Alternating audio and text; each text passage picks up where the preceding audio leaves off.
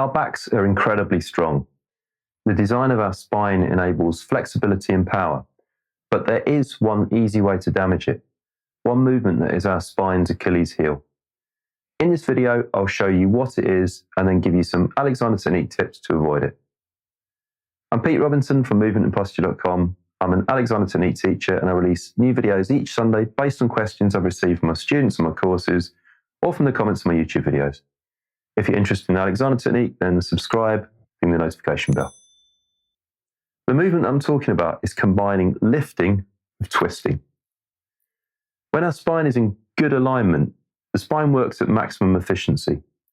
The intervertebral discs and facet joints are able to distribute the force of the lifting, and providing we don't lift something too heavy or too quickly, we're able to lift relatively heavy weights repeatedly without too much risk. If our spine is held in a twisted position, however, the ability of our spine to deal with force decreases significantly. Even lifting a light weight may overload the spine, which can result in two possible outcomes. The muscles going into a spasm to protect the spine, or an intervertebral disc rupturing. This is sometimes inaccurately called a slip disc. Without going into too much medical detail, these are both incredibly painful and can take a long time to heal. These type of injuries can occur without any prior warning signs, and many people were taken by surprise. The most extreme example of this that I encountered was a man who injured his back by twisting at his desk and picking up a few sheets of paper. So, how can we learn to avoid this risk? You should always avoid lifting when the spine is twisted. Whether you're standing or sitting, try to be square onto the object and use good lifting technique, even if the object isn't very heavy. I made a video about safe lifting, which you can see here.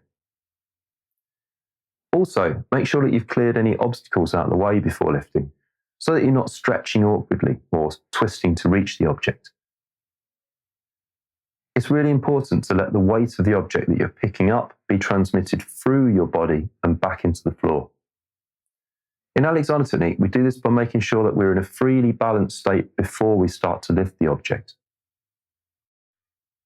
And then prioritize this freedom as we carry out the movement.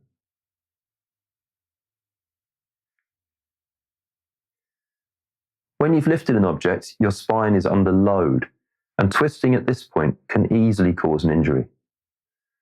To move the object around, avoid the temptation to twist the back and make all the movement from your feet. For example, by pivoting around on one foot. Initially, this may feel like you're making unnecessary extra movements when you could easily just twist around with the object. But if it helps you to avoid even one back injury in your life, it would definitely be worth it.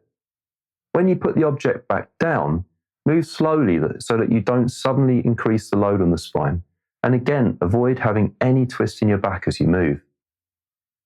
As with lifting, keep the body freely balanced so that the weight continues to release into the ground.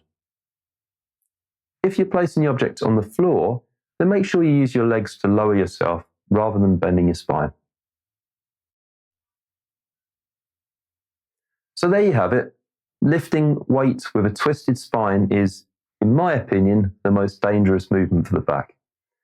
Having ruptured an intervertebral disc when I was young and also having suffered numerous muscle spasms in my back, I'll be happy if this video helps even one person.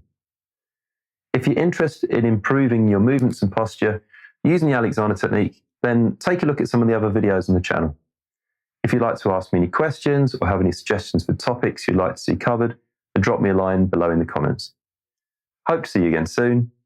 Bye for now.